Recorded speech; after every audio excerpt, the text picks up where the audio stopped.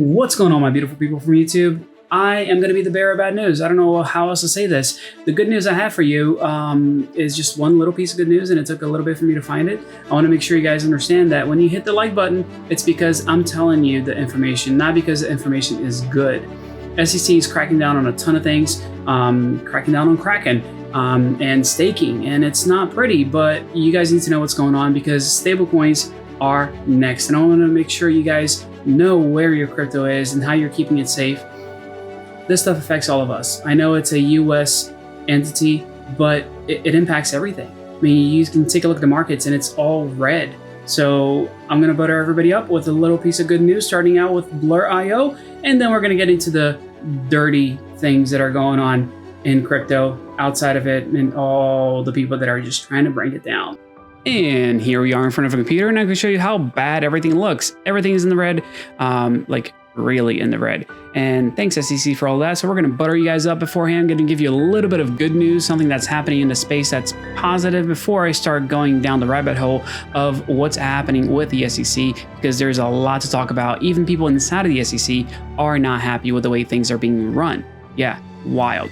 I'm going to talk a little quick, so if you can listen a little quick, I'm going to make sure I get through a bunch of info really, really fast. And that first piece of info is going to be Blur, like I was saying, which is a platform similar to what you would see on OpenSea. However, it does a lot more. And when I say it does a lot more, they're not just trying to take users from other platforms, they're taking a step further by aggregating information. So this is what it looks like here. Here are the apocalyptic apes, and it gives you good information right off the bat. You know, 1 day change, it's up 5%, 7 day change, it's up 109%. But if you take a look at these listings, well, guess what? It's not only Blur listings. So the initial ones here are Blur listings. I tend to use this platform because I do, get the best price here. Like I can get 2 apes for less than I could get it anywhere else. They aggregate information from different platforms. As you can see, these are OpenSea listings. And you can see here that they are connected to these other places. So I like it because they don't have any fees right now when you're listing your NFTs. So it's a really good, platform for you to be able to buy. Also, I mean, you got the little, descriptions, one of ones, and all that good stuff here on the left. But on the right also lets you do this crazy thing, which is called sweeping. So you can say, hey, I want to buy the floor all the way up to here, and allows you to do that. And when you do some of these things, you actually get rewarded with airdrops. And they did airdrops last year. Airdrop 1, I didn't get much. And airdrop 2, I got a few more. And then airdrop 3, which is this right here, they're actually, rolling out new features and encouraging people to use it by giving them airdrops and, basically giving them rewards, giving them points. Take a look at it. The way this thing works is that the higher you rank, the more you're going to get. I don't have anything that I'm doing in this account right now, but that's besides the point. The Blur token hopefully does well because it has utility behind it. And obviously a great platform that I like to use for things like this happens to be MEXC. And yes, this is showtime. I'm going to tell you that you can sign up with my, coupon code. I'm going to put a quick link. It's MEXC.action.ceo. You get 10% off, your commission, whatever it is it's called. They call it commission kickback. I don't think that's the best way to describe it. Basically, you're getting 10% off your trading fees. That's what it is. Yeah. So that is Blur in a nutshell. Well, let's get to the juicy stuff, which is the SEC, because that's why a lot of you guys are watching this video. And here's the news that everyone knows about. SEC targets crypto staking with Kraken crackdown. That's play on words. Good job, guys. Reuters, you guys are just a team over there. Here's the bottom line. Crypto exchange Kraken agreed to shut down its U.S. cryptocurrency staking service and pay $30 million in penalties to settle U.S. Securities and Exchange Commission charges that it failed to register the program.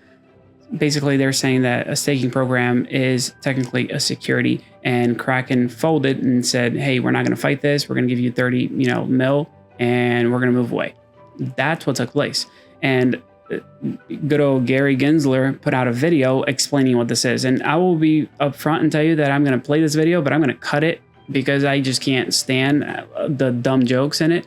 And just how it kind of plays out. But I'll explain and make a few comments that you guys should be aware of. Here's a video on YouTube that he put out, and I want to make sure you guys know exactly what this means. What does stake have to do with our securities laws? That's S-T-A-K-E, not S-T-E-A-K. Investors lock up their tokens in escrow and help validate the next block of data. Some stakers are then rewarded with new tokens. Staking, though, can be complicated and time-consuming and can take big upfront commitments of tokens.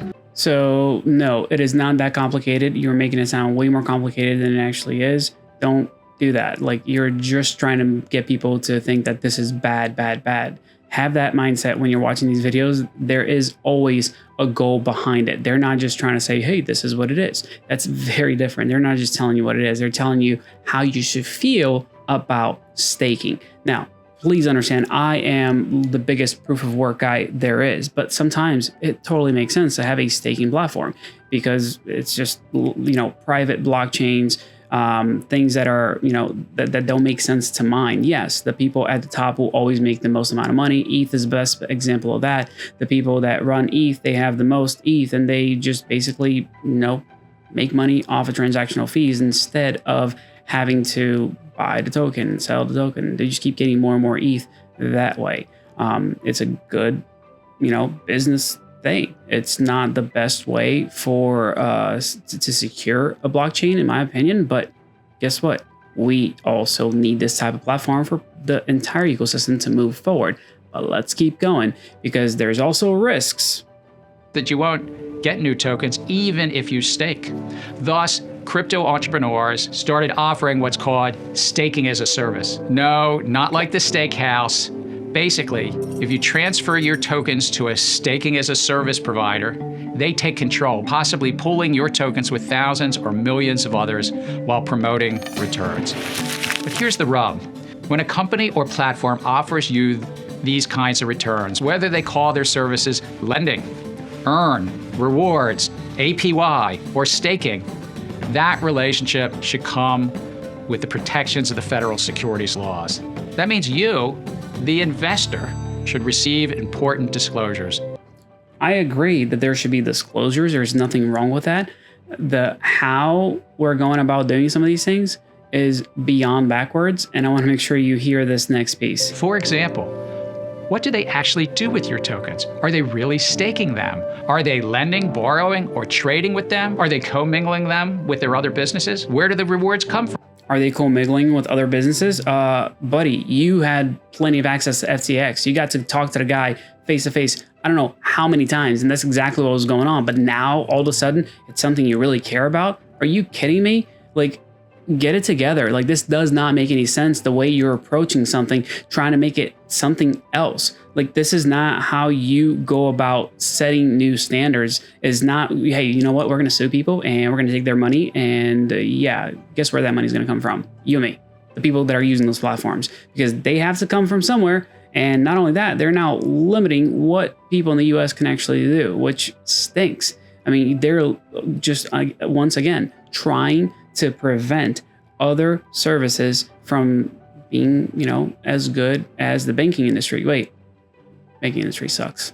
Are you getting your fair share? Are the underlying crypto protocols genuinely creating value on your investment? Or are they just new tokens that dilute the value of ones you already have? Remember, if you have a stake, that's S-T-E-A-K, if you have a stake meant for two and cut it into three pieces, it's still the same amount of stake. So that was cut into three pieces, and it's not the same amount of stake because he wants his piece. That's what that is. He is really trying to make a case for we are the good guys trying to protect you, when in reality, this can be done in such a better way. But no, who cares? We're the ones in charge. We can do whatever the heck we want. Unfortunately, because these staking as a service providers generally are not providing proper disclosures, there's currently no reliable way as an investor to know the answers to these important investment questions. Plus, when you sign on the dotted line or accept the terms of service, you are generally agreeing that placing your tokens with these providers may mean transferring your ownership to them. So this is actually really important, and this is where we have Celsius right now, the Earn platform inside of Celsius. Well, those tokens are now Celsius tokens. And we saw the judge rule on that recently, which is a big, big deal. But it's not true that there's no way to know what's actually happening. And the benefit of this crackdown on Kraken is really that people understanding that you can actually, go about your business staking in a decentralized platform. And that's what a lot of people are going to be doing. And I want to show you how to do that or where you can do that. Here's an expression in crypto: not your keys, not your crypto. You see, you're basically an investor in their platform. If it goes under, and we've seen plenty of that recently, you end up in line in the bankruptcy court. That's why it's so important that these companies and platforms comply with the securities law. After all, the securities laws, regardless of what you think of stake or staking, they're good for investors. That is his opinion. A lot of these laws are not always in the best interest of investors. Specifically here in the US, I would say right now that you are limited as to what you can invest in if you don't have a certain threshold of capital. I don't think that's beneficial to the average investor. It basically means that somebody that wants to make good decisions, let's say they're living beneath their means, that they're not spending more money than they're making, but they don't have a net worth of over $1 million. Well, guess what? They can't invest like people with a higher net worth. That's not, in my opinion, a good way of going about doing things. But I am done with this show fest from Gary himself here, because this is stuff that he's putting out, and it's becoming like, hey, this is the way. We are here for you. We are helping you. There are so much better ways to do this. In the last video that I posted, I talked about local Bitcoins, and I kind of told you guys that they limited what they could do. They were doing KYC for large transactions, and they started doing KYC for people in the US, and then limiting what people could actually do. And they were complying with laws all over the place as much as they could. And now this is where it took them. Local Bitcoins will discontinue its service. Originally, the thing was around for 10 years.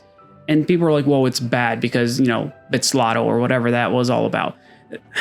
It's frustrating to me to see things like this take place, all in the name of security and trust, when in reality, you're not really being protected as much as they are trying to make it sound.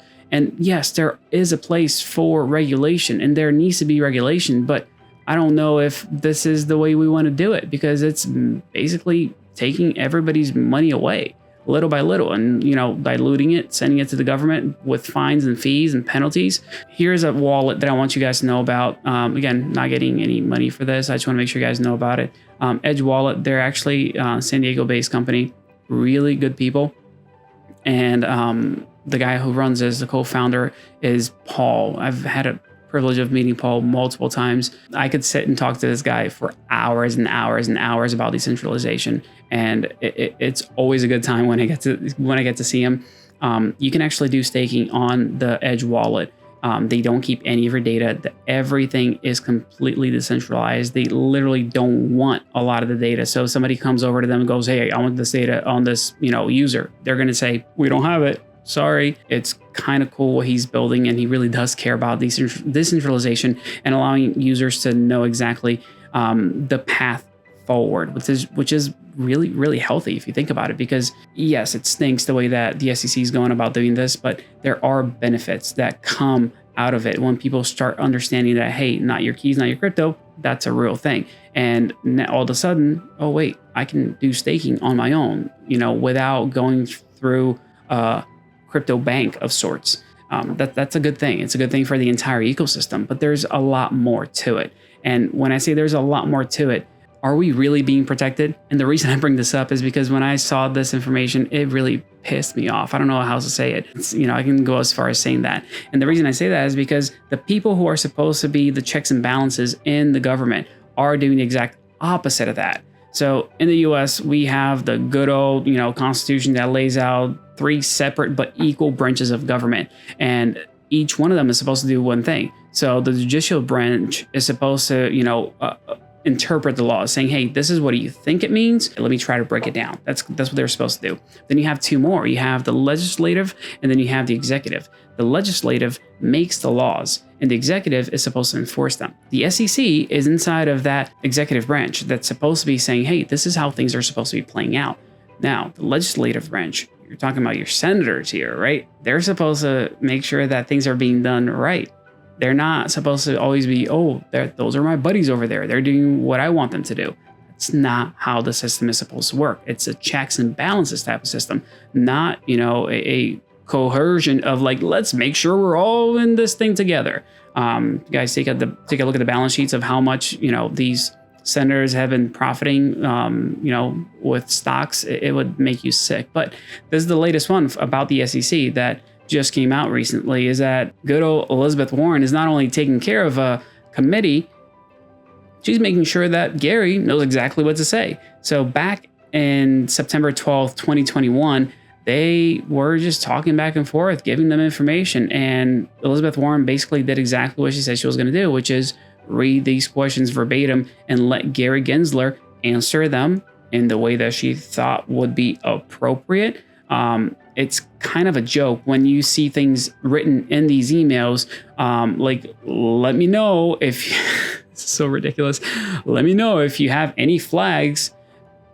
Like, that's not how it's supposed to work. Like, they're basically saying, this is the questions I'm going to ask you, and here are some suggested answers. Like, what in the world is this all about? Like, question, and then this is the answer I expect from you, Gary. What world are we living in that this is acceptable, that this is okay? It's literally a show. When you're watching these things, when you're watching these committee hearings and you're like, yeah, let's go, you're asking the right questions. And all of a sudden you realize, wait, it's just a show. All of this is just a show. When they say, let me know if the framing is okay, definitely don't want put him in a tough position, you know? This is a big joke. And I'll put links to these things too, so you guys have access to these files, so you see exactly what the email communication is going back and forth. It's not all lost. It's not all bad. Most of it is. But there are decent people that want to do it the right way. And that's what I want to emphasize here. If you take a look at this lady who happens to be an SEC commissioner as well. Yes, there are 5 SEC commissioners. One of them is Gary, but there are other, like Hester Peirce. She didn't like what was going on with the whole Kraken thing, so she made sure to make her own statement about what's going on. And yes, Gary's still the head guy. This is kind of how it works. You have 5 of them, and you have a max of 3 per side of the aisle. So you can only have 3 Republicans or 3 Democrats, however you want to lay it out. Gary is the kingpin over there, as the chair kingpin. Maybe that's a better title. But she is also part of it. And I am super excited about what she just came out and said. And it's not that she's saying that things should not be regulated, but she shared her thoughts on February 9th about the Kraken settlement. And it's a whole thing. And I'll, again, link it down below so you guys can read it. But here's what stood out to me that I think you guys should understand. She wants things to move forward the right way. That's the beautiful part of this. And this statement kind of sums it up. Again, we chose to speak through an enforcement action. You know, the idea here is that we're not going to tell people how to do things. Hey, we need to get these things cleared up. No. They're just going to sue people, get their money, and then figure it out later. That's not how it works. The goal was to make clear to the marketplace that staking as a service, providers must register and provide full, fair, and truthful disclosure and investor protection, using enforcement actions to tell people what the law is in an emerging industry is not an efficient or fair way of regulating. Of course, it's not. You're basically saying, hey, whatever you do you think is right, we told you it's okay. Well, guess what? We're gonna take it back now, and now we're gonna sue you, and we're gonna take you to court. It's wild. It's just crazy. It keeps going. Moreover, staking services are not uniform, so one-off enforcement actions and cookie-cutter analysis does not cut it. That's right. Not everybody operates the same exact way. Not every exchange does the same exact things. The idea that we've seen from the SEC is that they're going to take down the smaller players so that they can go ahead and use precedent set with these smaller players to take down the bigger ones. And I'm really glad that Coinbase has a lot of money, because they're not taking it. They're not just, folding. They are going to fight back. And here's what the latest news is from today. Staking services failed to meet Howey's reasonable expectation of profits element. So he's like, yeah, this is not it. You guys are wrong. We're going to fight it. We're going to fight it. And Kraken doesn't have the funds to fight the SEC, but guess who does? Coinbase. And when I say funds, it kind of really throws me off, because it's basically people with our money, and if you're in the US, this applies to you, fighting our money. It's a lose-lose battle here. And that's why I really like the idea of setting guidelines and giving people time to adhere to them. There's nothing wrong with guidelines, with regulations, as long as you're not just like going after people to take them down because you think you're the best thing in town, that your ideas are the right ones, and that's the end of it. Especially when you're in cahoots with the Senate. That's not right. That's not fair. That's not how it's supposed to work. I'll keep going because it doesn't end here. Now what's happening is that the SEC is looking to sue Paxos. Paxos, they actually issue BUSD, and that is a little bit of an issue because it can really hurt the entire market. So the SEC only has jurisdiction, meaning they can only fight battles that belong to them. Things have to be a security for them to go after people. If they're going over, and saying, hey, Paxos, we're going to sue you. You got 30 days to respond to us because you're issuing a security with a stablecoin security. This is going to have a huge impact on the market if it keeps going this way. So this is a big, big thing. Binance obviously has funds to fight this. The worst thing that could possibly happen here could be like a bank run where people are trying to withdraw their funds from Binance and are worried about losing it. So far, Binance has been pretty darn good as far as, actually having reserves to cover it. But I don't see the SEC stopping here. If they're going to go after Paxos, they're going to look into Tether. They're going to say, what are the reserves? And the wildest thing in the world is that the SEC is going after these places because are they holding one-to-one? With these reserves, are they allowed to issue these things? Is this the right way of going about it? When you got the banking system, which is beyond fractionalized, it's lending on top of lending on top of lending on top of lending, a big old house of cards ready to crumble down, and that keeps going, and they just get patted on the head and bailed out whenever they need to. What a downer for start of the week, but I just want you guys to know what's actually going on, because this is a big deal. Paxos is actually working with PayPal, good old Elon Musk PayPal. So yeah, think about this. Let's take it all the way back when PayPal was first starting out. Elon had the idea of a digital currency. PayPal was supposed to have its own digital currency. The idea was that you'd be able to shop with PayPal money or tokens, however you want to call those. And now they're putting a whole stop to this thing because they don't want to get in trouble, because there's no clarity. There's no guidance. There's no regulations at all. And the idea right now is go ahead, do your thing. I'll bring another point up here so we can close this out so you guys get the full scoop. I am waiting for the SEC now, 30 to 60 days from now, to go after Rihanna and saying, oh, you issued NFTs that are going to, have rewards for people. Well, that's a security because you're giving people the expectation of, getting money from the efforts of others. Because remember, the Howey test, that was the third branch of the government there, the Supreme Court ruling back in 1946, where it was Howey versus the SEC. And there was a few points that you have to be, you kind of have to hit for you to be a security. That's going to be an investment of money in a common enterprise with an expectation of profit, and has to be derived from the efforts of others. If you take that NFT in consideration, well, guess what? Kind of meets those things. So you paid to get that NFT, and it's a common enterprise, so it's just a business. And people bought it because they want to get money back, because that's the goal of buying that NFT. So you get royalties, and it's derived from the efforts of others. So Rihanna, for example, did the whole halftime show. They played a song, royalties go along with that, and yeah, it's a security. This is not financial advice, and I can't stress that enough, but they want to make everything a security. They want to rule it all.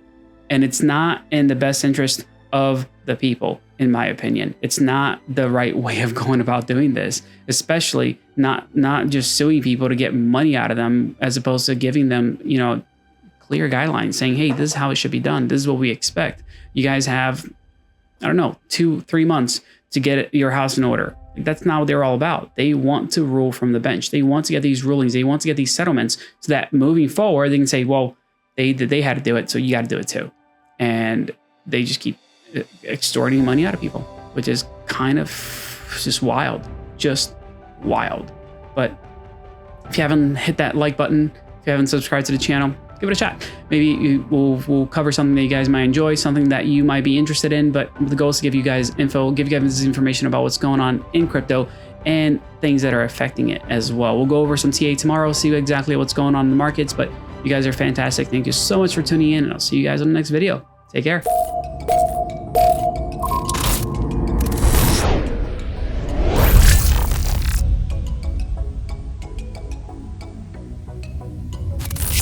You guys, I gotta be honest, sorry. I know I felt like I was ranting a little bit there. It's just never a good time when all of these things are kind of crumbling down. I don't mind the low price of crypto at times. My biggest concern is, why is it low? Asking the why is a big deal to me because it has a big impact. Understanding what's causing things to take place can sometimes make you really frustrated. Like I got frustrated today, even going over this stuff and like thinking about, do I talk about it? Do I not talk about it? You know, let's make it all pretty and happy, but it's not always like that. It's not always like that. So make sure you're making good decisions with your money, with crypto in general, where you're holding your keys, your tokens, all of those things are really, really important. I love centralized exchanges in the matter that they bring in more people. It's, an easy way to onboard people onto the blockchain, but it's not the best, safest way to hold cryptocurrency because we've seen what's happened with a bunch of different exchanges. I talk about MEXC. I share my link to MEXC. That's one of the only ones I've been using recently. Staking, I'm not even staking on centralized exchanges anymore because who knows what tomorrow holds if things are going to get locked down. So yeah, I appreciate y'all that watch to the end of the video and kind of tune in and figure out what's going on. I am here. I am finishing up an edit on an interview and I'm going to be back with you guys tomorrow. Promise. Get you guys in the next one. Have a good one. All right. Oh yeah. The links are always on the side, subscription thing. If this is your first time watching the channel, hopefully it's not. And other related videos usually show up on the side too. So you guys are awesome. Thank you so much. Did you leave a comment? I know you did. You guys are good. Take care.